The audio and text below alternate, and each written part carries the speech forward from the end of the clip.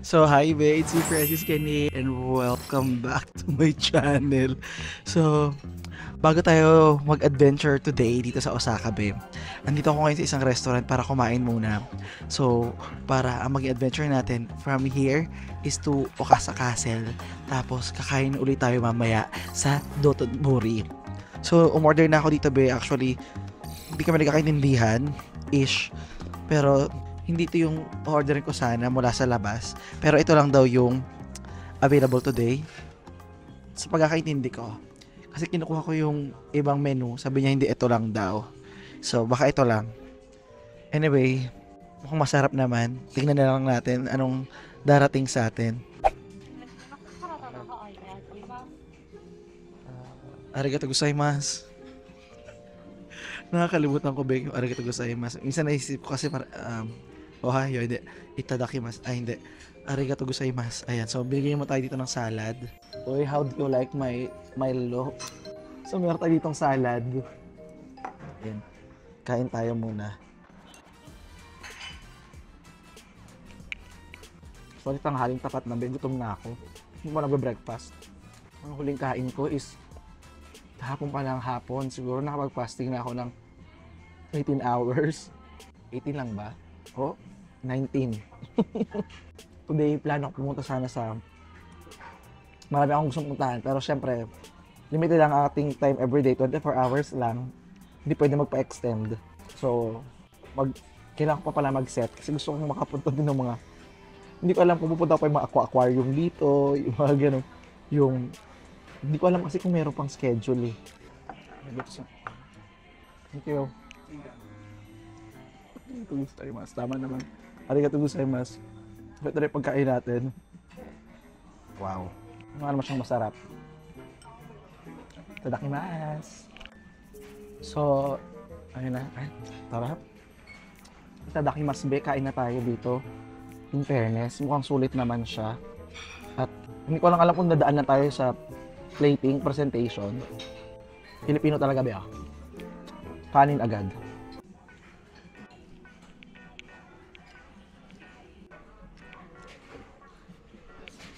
Actually, kagabi, late na ako natulog kasi ang tagal ng dryer, 2 hours. Natakot pa ako kasi meron siyang information na there's a risk of fire. Pag hawak ko ang init nga, sabi ko lang, ninipis pa naman ng tela ko, paano sunog? Luckily, di naman nasunog. Pero yung pumulabot, may damit na ako naging ganun eh. Paborito kong damit, nasunog siya sa dryer. Sarap, may beef.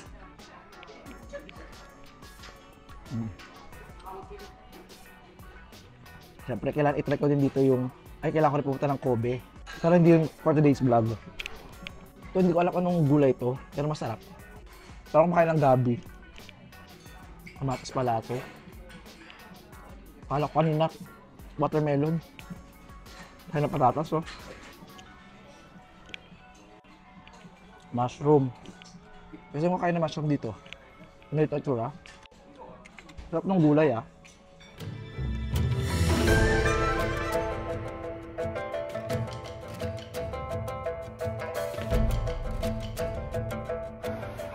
Yung train station na to ha, ang lakas maka-feeling Europe. Parang mo nasa France ako. Hello.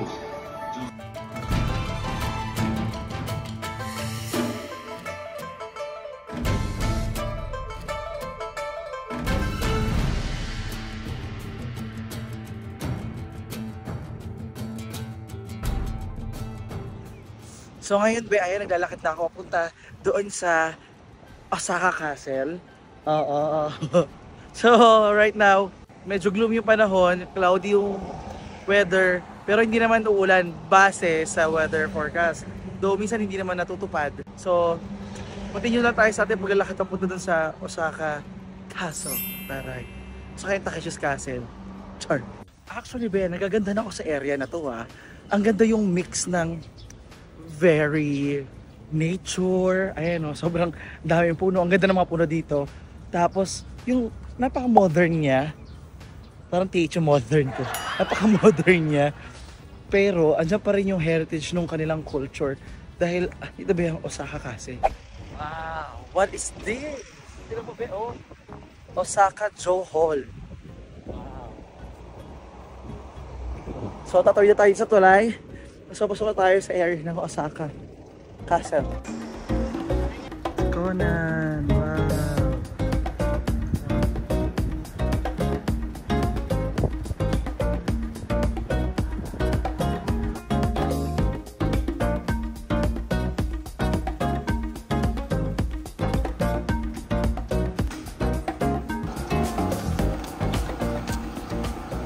Wow, be. Meron pa ditong onting sakura na titira. Meron pang onte. Malapit na tayo dito sa Osaka Castle. So, hindi ko alam kung meron ditong entrance fee. Pero, ang pagkakaalam ko dito sa area to, bawal ang drone. Ang ganda ng area. Kahit medyo gloomy yung weather.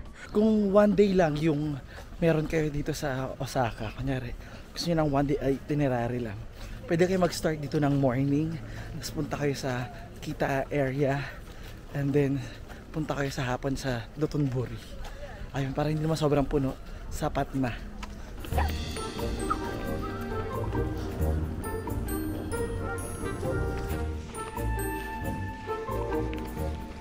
Ito yung kanilang gate, ang Aoyamon Gate. Let's go. Wow. Grabe, ang laki nito, no? So, syempre, binabisita ko yung castle nila sa Nagoya. So, dito napapakompare ko yung pagkakaiba ng castle nila doon at dito. Pero, alam mo yung similarities? Yung pag-i-stack nila ng mga bato, sobrang galing. Wow! Ayun, may mga boating tour din pala dito, oh. Taray! Ayan, just to show you gano'ng kalaki yung mga bato. Tignan yung size ng bato. Yung sa tatay nila. Ayan, diba? Ang lalaki. Uy, ang ducks. Nung bato. Ducks po yung bato. Okay. Double chin ko. Wow. Ito ba, to give you a little bit of history sa importance itong Osaka Castle sa Japan. Malaki yung naging ambag niya sa pagkakaisa ng Japan noong 16th century. Naalala ko na nung bata pa kami, tinatayo namin tong Osaka. Dahil yung mga bato dito, be, sobrang sikat to dahil dun sa mga bato din niya na pinagpatong-patong.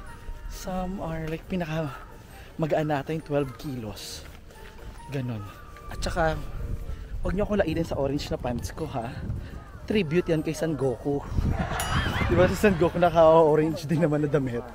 Tribute yan, Goku kunyari. Finally, wow, finally. Ito na, be. Pag hinihintay ko, pag-ibig, nasa Nabela lang matatagpuan. Char.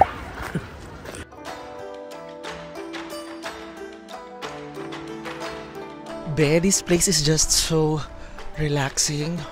Like, alam mo yung napaupo lang ako kanina para i-appreciate yung area.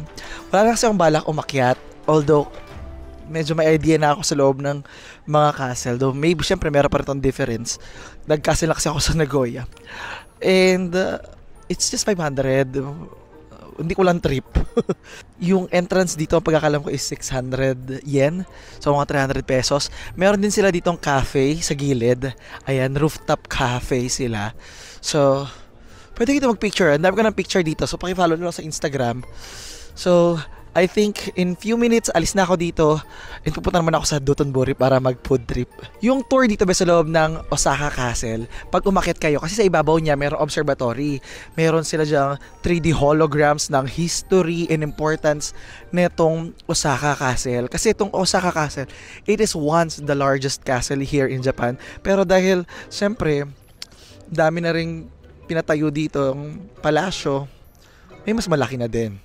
So itong Osaka Castle, be, hindi lang to isa bastang landmark o background sa picture na ipapost mo sa Instagram or sa Facebook para i-like ng mga kaibigan mo na naiinggit hindsight sa mga travel mo. So higit pa sa pagiging background sa mga picture mo sa Facebook or sa Instagram, itong Osaka Castle, be, is not just a landmark. It's a national treasure, a national heritage of Japan na malaking naging parte sa kanilang kasaysayan.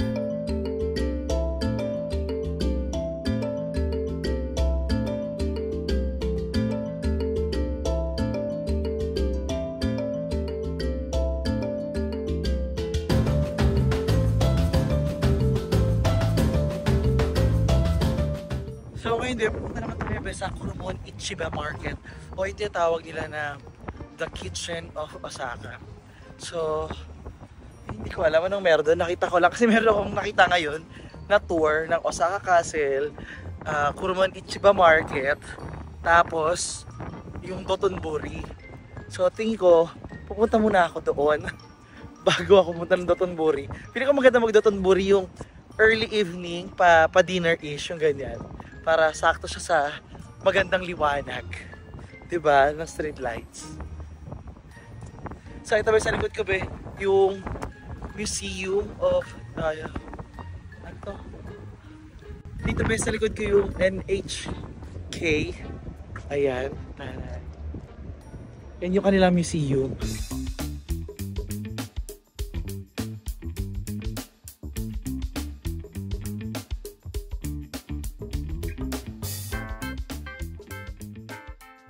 Andito na tayo ba sa Kurumon Ichiba Market. Ito ba yung Kitchen of Osaka dahil dito ba matatagpuan yung mga supplier ng mga pagkain dito ba sa Osaka. Ayan.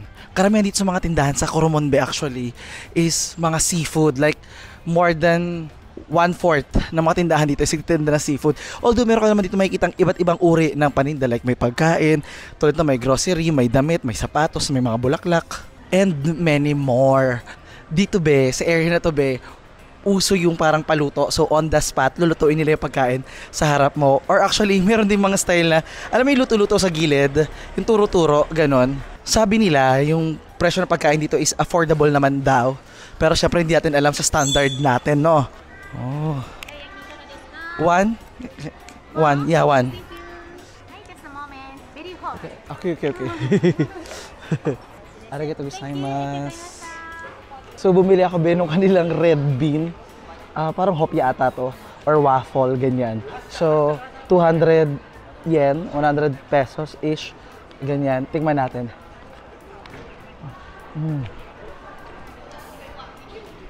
Dito sa Japan ba, pagkakain ka, kailangan tumabi ka. Hindi yung habang naglalakad ka kumakain. Kasi pag titingin ng tao, para sa kanila, kabastusan yun. You're disrespecting the food. So ito tayo, pumunta sa gilid para kainin itong waffle na merong para siyang hopya ni Doraemon kasi red bean. Narinig naman sinabi niya, very hot. Okay. Careful.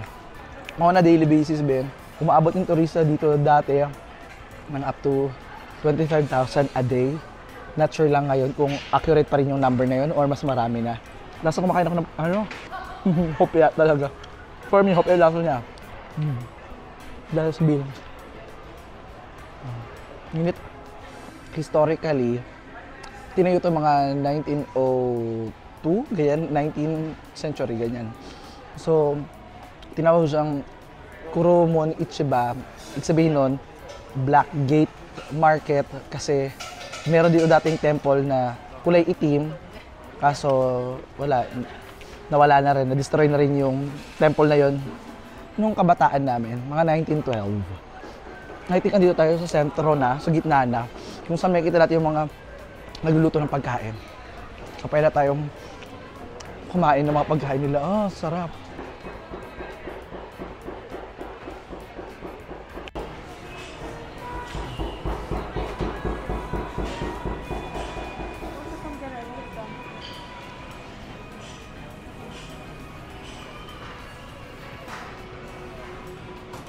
Oh my God, one stick. One stick, be. 1,000 yen. 500 pesos. Kobe beef ba yan? Wagyu beef ba yan? Ano bang beef yan? Ang mahal Kobe nga. Oh my God, ang Wagyu, 1,000 yen. Ang Saga beef ay 2,500. Ang Kobe ay 3,000. Can I have one? Okay. One? Okay, 3,000. Okay. Magmamadali sila itong mabayaran. 1,500 yan ba ha? Isang peraso. Wow. Arigatou gozaimasu.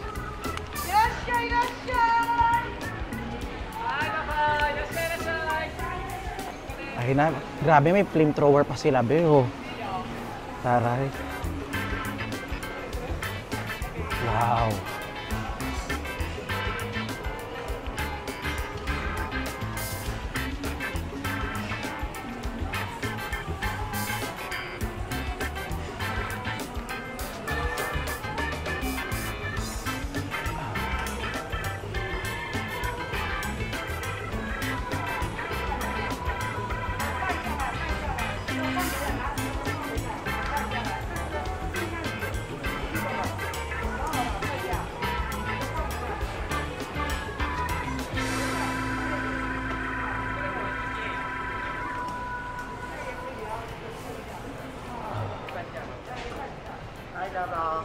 Arigato gozaimasu.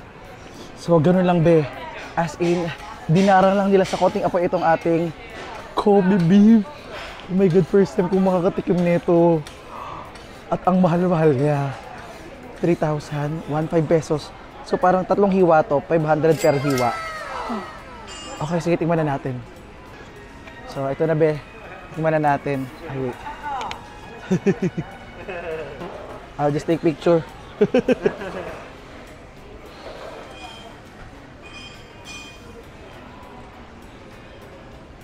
Ito na be, tingnan na natin. Huwag natin patagalin pa.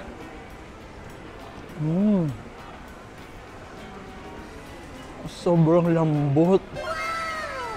Ito ba yung number 1 in Japanese beef? Sobrang lambot as in. Ninanamnam ko ba yung 1.5 ko?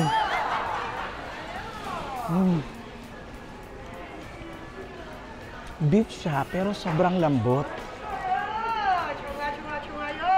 Tapos sobrang subtle lang nung lasa niya. Unting asin lang, pero sobrang flavorful talaga. Oh my God.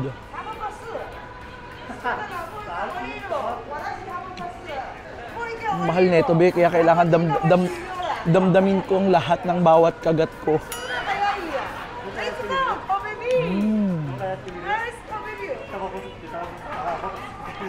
Wow. Sobrang lambot be, as in. Ang sarap, grabe. Pero parang na high blood agad ako. Ang sarap. Thank you. Thank you. Arigato gozaimasu. Bye bye. Wow. Yung gastos ko ba from 200 to 3,000. Wow.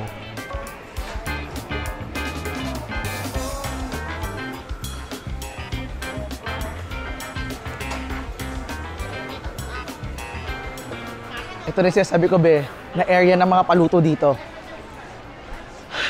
Feeling ko nandito ako sa biyahe ni Drew. Napanood ko lang to dati sa biyahe ni Drew eh. Pero hindi, wala akong producer be. Hindi ako produce ng GMA. Ano ko produce sarili ko lang be. Diyos ko po. Oh my God. Ang sarap itry. Ang sarap ng mga seafood kaso ang mahal. So, mag-ikot-ikot muna tayo kasi mahal yung ginastos na natin. Kota na agad tayo. First time ko gumastos ng gano'n sa pagkain So, mag-ikot-ikot muna tayo dito. Isang vlog pa lang to be. May pagkain pa. Hindi pa nga tapos yung vlog eh. So, oh my God.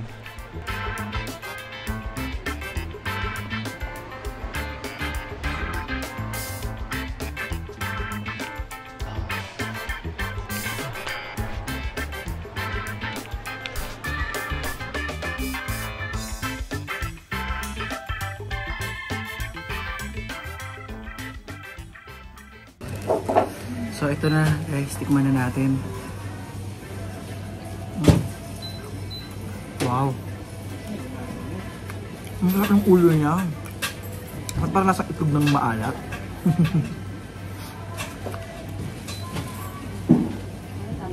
Fairness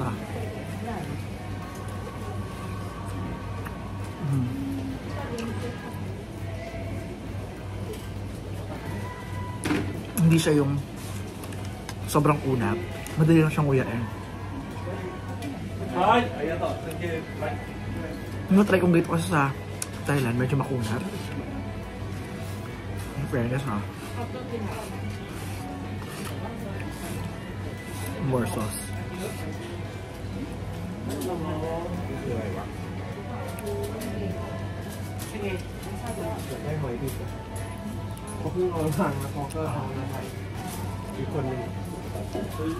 Pero when it comes to sarap, syempre Kobe pa din. Incomparable.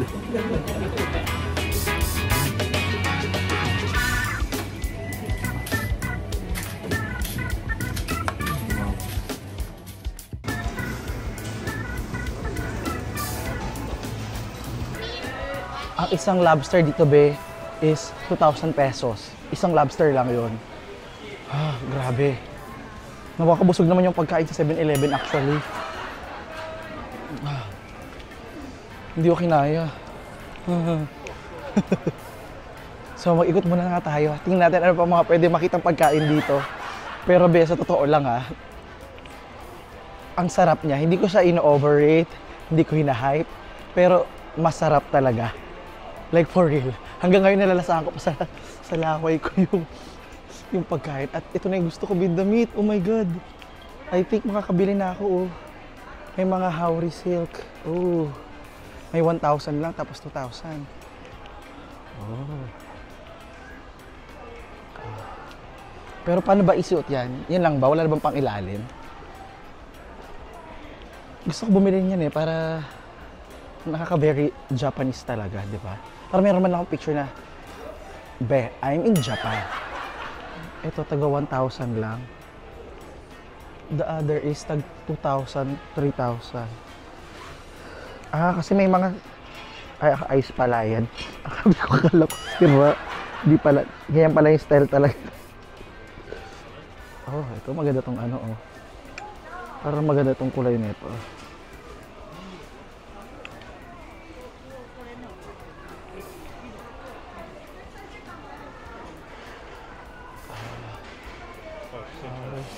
For sale naman, hindi man ito nirerentahan lang, no? Ito mukhang maganda. Pero mukhang toga ata ito. Parang toga ata. Pwede naman siya suotin sa immigration. Taray ni mother. Romara Par doon sa likod. 1,000. Feeling ko kailangan ko nang pumili bago ako maunahan. Siguro ito na lang na itim kahit medyo mukha siyang toga. Diba? Ito din simple itim pero maganda. I think mas bagay yung may bulaklak sa akin. 1,100? Okay. Okay, I will try. Thank you.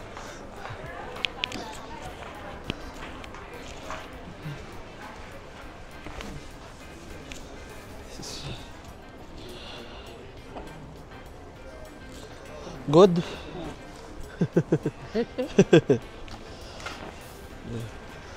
This one. Yeah. Okay, I will get this one. Yeah. Wait. Okay. Oh yeah, yeah, just this one. I will wear this snap.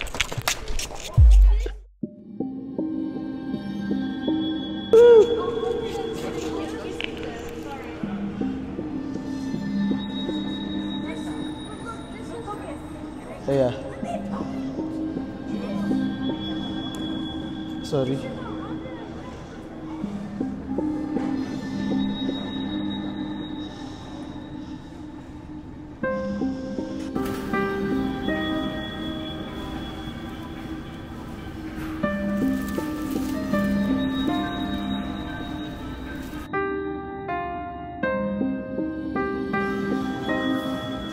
And just an update sa nalaglag na camera. Sinanap yung gimbal niya, so kailangan ko siyang ipaayos. Kailangan ko humanap saan dito yung service center. My God.